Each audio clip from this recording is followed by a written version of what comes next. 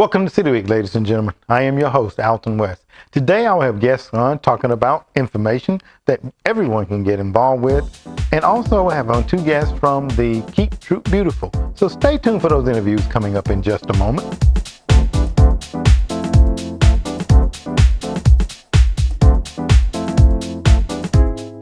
Nobody wants to be stopped by a law enforcement officer. Everyone wants to feel safe. So we've trained our officers to first listen and then explain. We ask if you have contact with one of our officers, you listen, give him an opportunity to explain, comply with his requests, and if there's a problem, contact us so that we can investigate your complaint. Listen, explain, comply, then complain. Our safety and yours matters.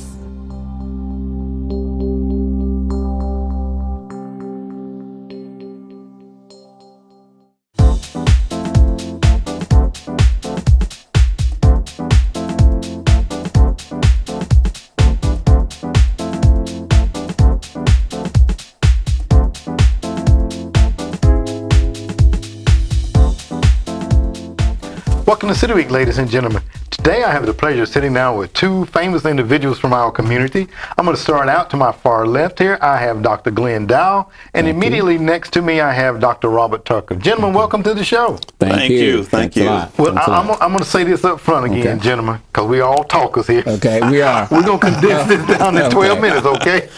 Because you guys have so many wonderful things going on in our community, and I'm elated to be a part of it and to just to know both of you gentlemen. And I'm going to start, Dr. Dow, if you don't mind, you're from LaGrange.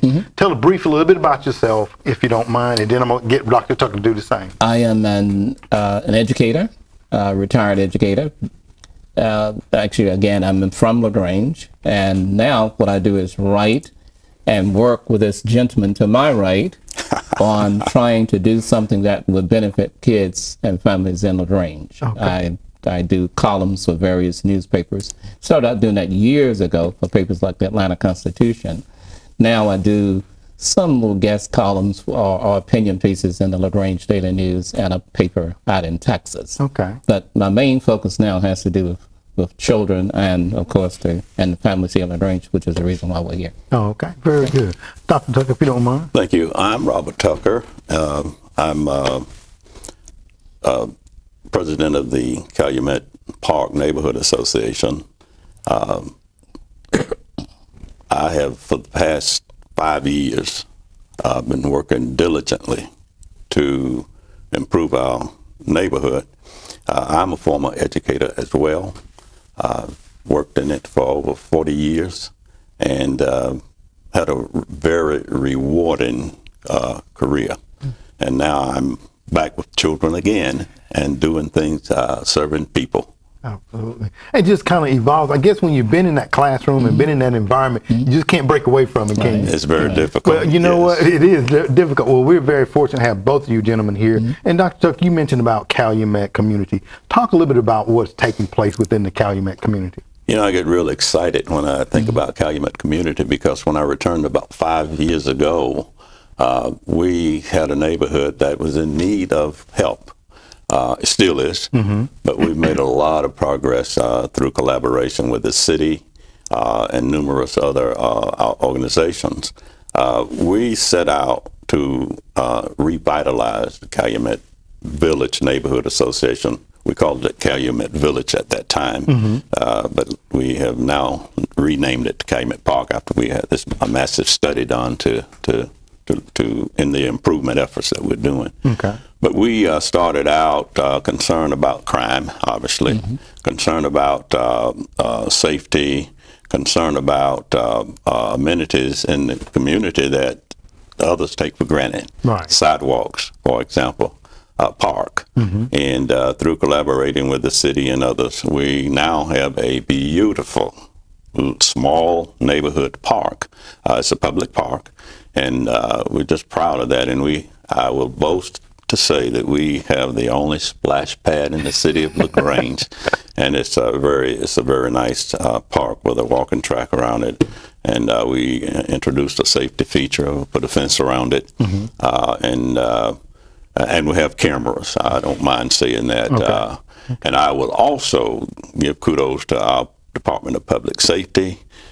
We have a safe neighborhood, and I'm going to go on record at saying that, always with my fingers crossed, hoping nothing will happen. Absolutely. But we do have a safe neighborhood, and I'm real pleased and proud of that. Very good, very good. I came back to LaGrange not realizing that I'd stay. I intended to be here 2 years, but now it's approaching 6, and I couldn't be happier. LaGrange is a wonderful little city. We got a lot of work to do. We got a lot of people with a lot of ideas, but sometimes we don't get a lot of people who step forward when the work starts. That's right. And talking about ideas, I mean, because we could go on, but I want to definitely get to Dr. Tucker and both you gentlemen, because we're here today to talk about an idea that has come forth from you all, and we're talking about the Blueprint for Leadership and Success program. Dr. Dow, talk to us a little bit about that. The Blueprint has been around probably since the 1990s. It has been recognized in places such as California, the the State Senate of New York, and I've done any number of programs that would have probably been a byproduct of my being involved with the Blueprint, including programs such as the Oprah Winfrey Show. We've done programs. We did an HBO piece on kids who kill. The piece was done in conjunction with Media One/HBO. It was titled Violent Minds, Violent Times, and it was about kids who kill. All of the things in terms of solutions, when you talk about the Blueprint, revolve around education. What Dr. Tucker is talking about was education. He had to go door to door, working with people in the Calumet Village area, educating them on the importance of what he was doing before they had a buy-in. They bought in. The Blueprint for Leadership program is an educational program, but it's also an anti-crime and a drug program as well. Education is the best anti-crime strategy you have. And we, persons on our board, such as Dr. Tucker, the local police chief, and others, leaders, Tara Anderson, a lot of people who are leaders here, have been guiding us with respect to the work we're doing with the Blueprint. In our first year of operation, we had phenomenal results where we focused on the ACT, tutoring for the ACT and SAT. The students, the majority of students, and I think we had about 30 or so, who were involved in that program, scored 1,000 above on the SAT and scored just as well on the ACT, which of course is scored differently. We were able to get a student into West Point Military Academy, went to Johns Hopkins University, and Tuskegee, a number of institutions. In our most recent tutoring sessions, we had students to improve their performance on the SAT by 90 points. One student, I think, improved his or her score by 130 points. So we want to be that part of prevention, education, workforce development, career exploration. These are the kind of things that we believe improve a community, improve families. So when we look at what we are doing in terms of cost, it's all volunteerism in terms of Tucker and my part. We are going to need resources, and we are, financial resources in the very near future, because we want to expand and to do a lot of work now that we've kind of we know what we've done, the groundwork, we know what we're doing. So when you look at the Blueprint. Let me say something on that piece, if I may. To implement this Blueprint will require financial resources. We have great volunteers, and I want to go on record to say that you can get only so far with volunteers. That's right. And I'm a volunteer, and I recognize my limitations. So now we got to go to people with expertise to accomplish these goals that we've set. This Blueprint is structured in such a way that you have measurable outcomes. We give it in quantitative statements about it. For example, I want to give you one of the goals that we have on here, and it is to improve school performance, behavior, and attendance among participants. Now, that's a goal. Outcome one from that will be we want to reduce retention rate with academic tutoring Amen. by 50%. 50%. 50%. Now that's a quantitative. That's yeah. right. And then here's another one: increased graduation rates with academic tutoring by 50%. Increased graduation rate. And why is that important? 22% of students in LaGrange each year do not receive 22%. We have a 78% graduation rate in LaGrange, Georgia. So we have these students who are not receiving their diplomas, either dropping out or other things are happening to them within the school district. School district is doing a good job. Right. But Dr. Tucker and I are talking about, with this blueprint, he and I spent hours each night, 1 or so o'clock in the morning, developing this blueprint as a strategy to work and to assist students and families. It takes $20,000+ to incarcerate a person each year. One person, $20,000+ to incarcerate a person. We are not even close to that in terms of what we would can prepare a child or family for. Educating them. Let me ask this question, and because, like I say, our time's going to get away. You talked a moment ago about volunteerism. You talked about the need for volunteerism. Yes.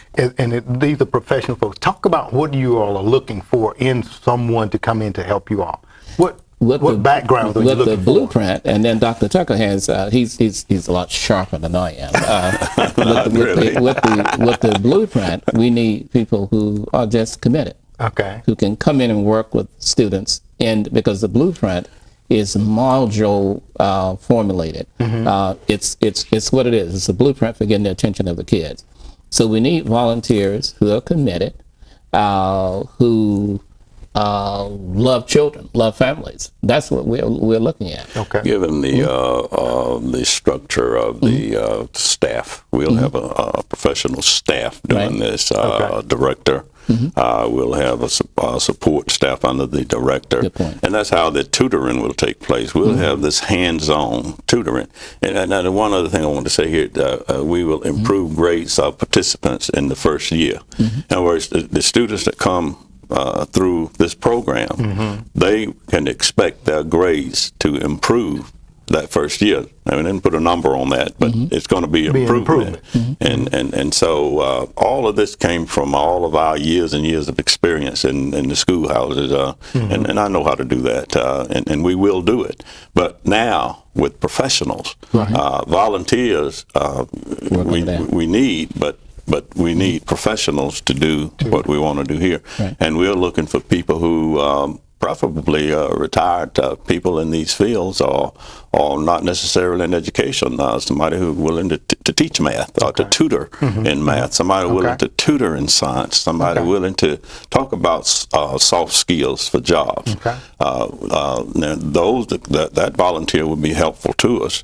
But when we get to the technical pieces of instruction, we're looking for people with training in that, certified people who's retired. People like me, I retired, and I have a life certificate. And we want to get some of these Alpha Phi Alphas to work with us too. That's right, we're going to get them. Dr. Tucker, talk with them. I'm going to tell you, gentlemen, I took that time to get away from it. And I'm going to bring you guys back, because this is too exciting, and it's too important for us just to dedicate 12 minutes to it. So I definitely want to invite both you gentlemen back on the show at a later time, so we can really help the word get out about this blueprint of leadership and success program. So I'm going to thank both of you all for being on the show today. My pleasure. All right. Pleasure. Yes, sir. Thank you, sir. Thank you very much. Ladies and gentlemen, stay tuned for more City Weekend in just a moment.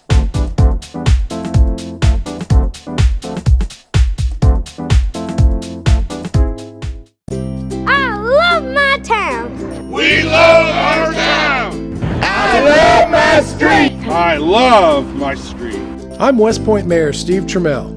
Did you know Webster's Dictionary defines litter as things lying about in disorder, especially bits of rubbish? I love my town. I love my town. I love my street. I love my street. I love my town. I love my town. And I love my town.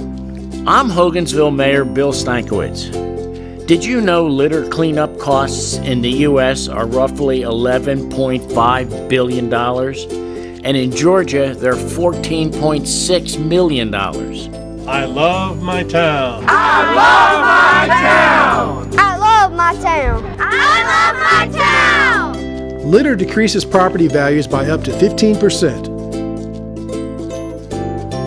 Litter kills wildlife, diminishes water quality, and is a factor in several motorist deaths every year. Littering is a crime. If you are caught littering in Georgia, you could pay a fine of up to $1,000. I love my town. And I love my town. We love our town. I love my town. West Point loves you. Hogansville loves you. LaGrange loves you. Troup County loves you. Love it back. Love it right back.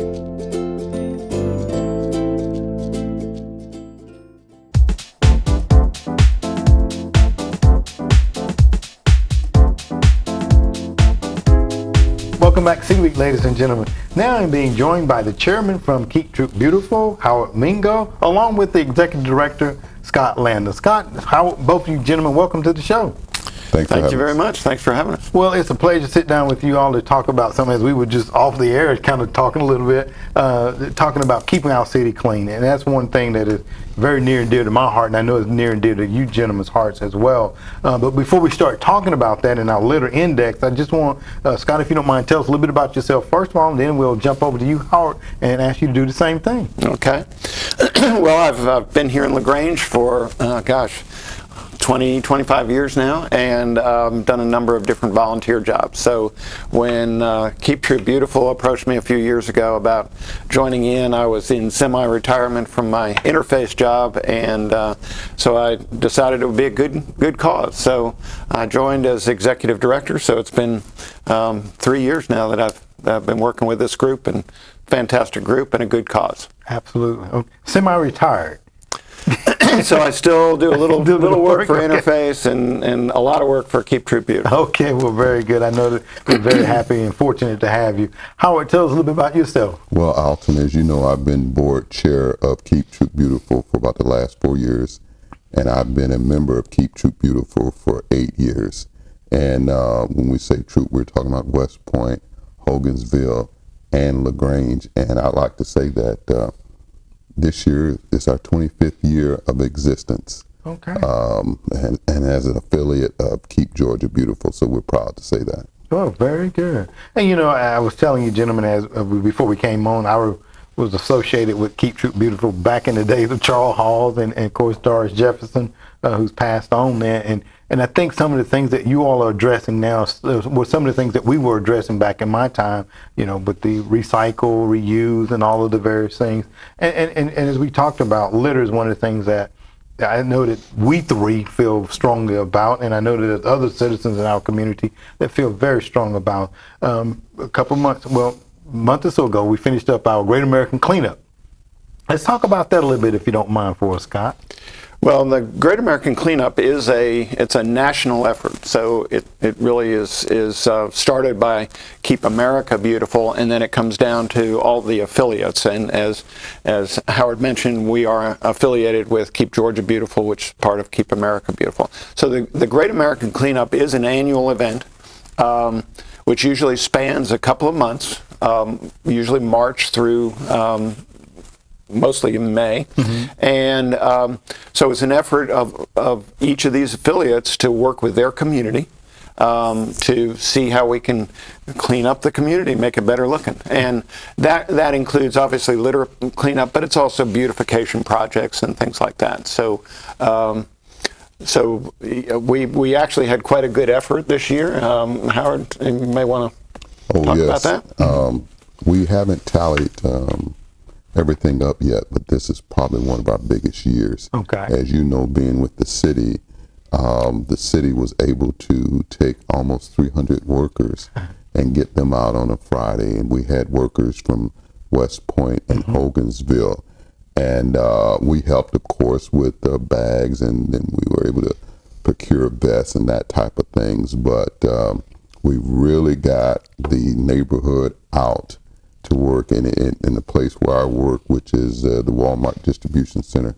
We had 26 managers on Callaway Church Road, and we were able to make a donation to Keep Troop Beautiful from the Walton Foundation because we had so many managers participate and put in so many hours. So it was probably the best cleanup that we have had since I've been with the group. Absolutely. And you know, when you talk about that many people, you're 26 managers, and then you talk about the city, we had the slogan, shut it down to pick it up on that Friday, and we had everybody out there, all parts of our community, you know, the main gateways and some of the side streets as well, just really out there picking up.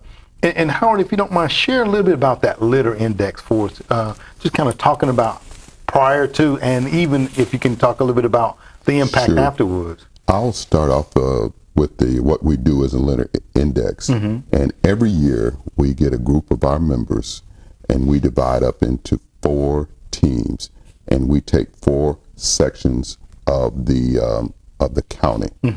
We'll drive anywhere from 80 to 100 miles each, and we will go over the same area, so we're comparing apples to apples from year to year. Okay. And we will rate the litter, with 1 being in great condition, 4 being extremely filthy, and then anything in between we'll use half numbers if need be, and then we'll take those numbers and tally them. Okay. And the numbers don't mean anything by itself, except that it means that we can compare year to year and see if we're getting better, getting worse, or staying the same. Okay. And Scott can tell you what we did on that. Yeah, and we did this effort of going over the entire county prior to that weekend where the city worked, and we had a lot of volunteers on the Great American Cleanup. So we actually saw quite a bit of litter. And the numbers that came out this year, probably not surprisingly, but also being disappointing, were that this year we were worse in our litter index results than the prior 2 years. So as Howard just mentioned, we had this rating system of 1 being basically no litter and 4 being unacceptable. Okay.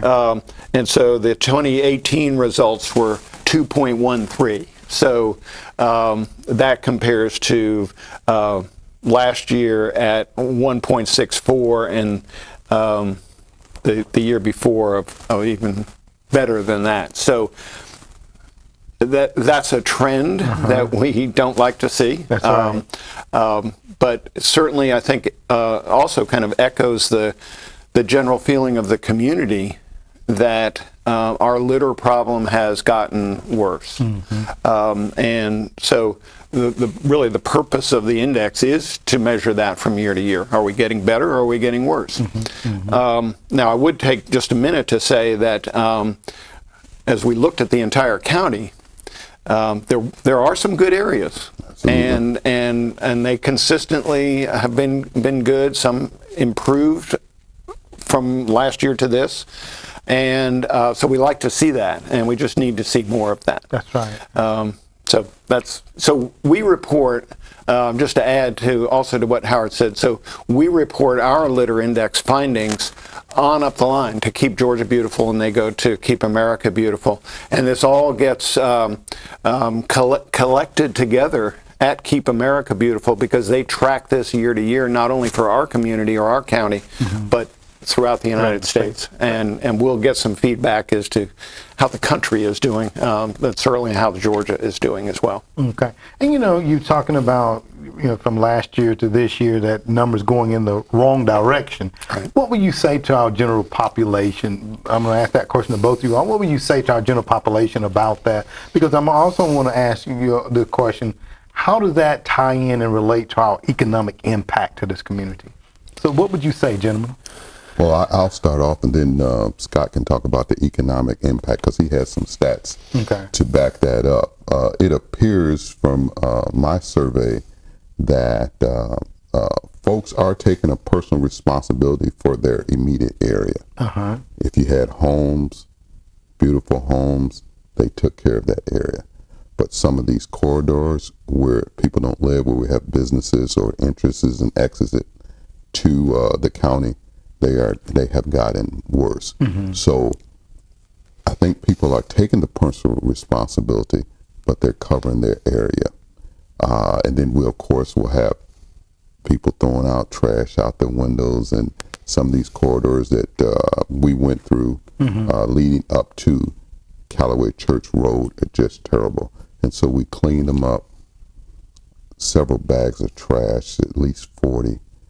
2 weeks later, the trash is back out again. There. So it's a battle that never ends, and we'll never stop doing what we're doing in order to try to keep this under control. But Scott actually has some stats on what that actually costs us and the community when we have blight and trash. Right. It actually costs us. And certainly the index this year bears out what Howard is saying, that the worst areas were those corridors going into our cities, whether it's Hogansville, whether it's LaGrange or West Point, and kind of those public more public roadways. The neighborhoods, the individual homes, that's where we see, it looks right. It looks good.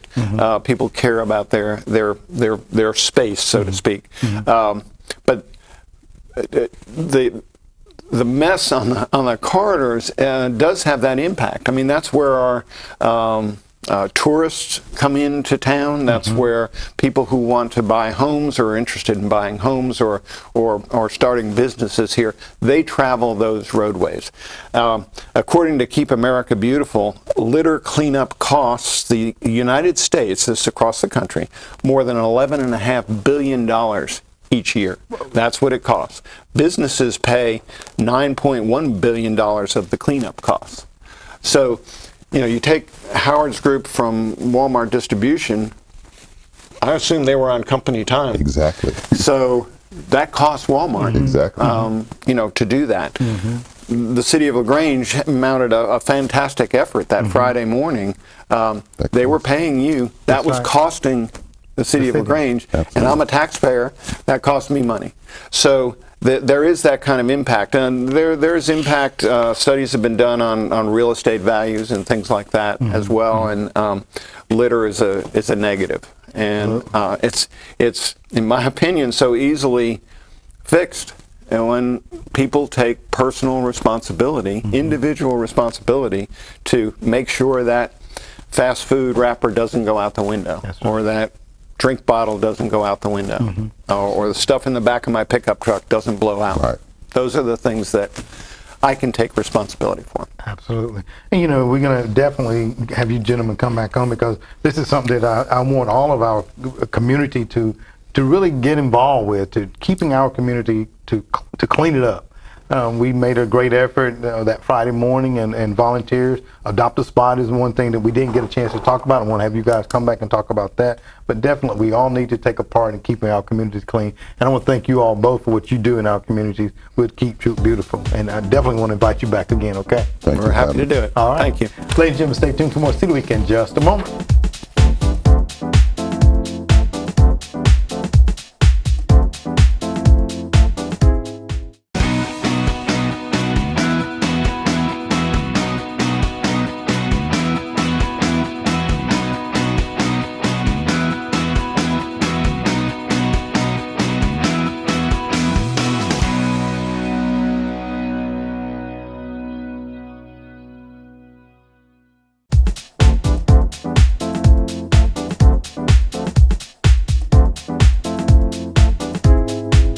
Ladies and gentlemen, thank you for joining City Week this week. My guests have been Dr. Robert Tucker and Dr. Glenn Dow, as they talk to us about a Blueprint for Success, for Leadership and Success program that everyone can get involved with. By all means, if you want to know more information about their program, give either one of those gentlemen a call. I'm sure they will be happy to hear from you and get you involved some way. Also, I had on from Keep Troop Beautiful, the Executive Director, Scott Land, and also the Chairman, Howard Mingo, as they talked about the Great American Cleanup and also our litter index here in the community, and how we all can get involved with keeping our communities clean. Ladies and gentlemen, I hope that you've enjoyed those interviews, and as always, I want to invite you back for more of City Week.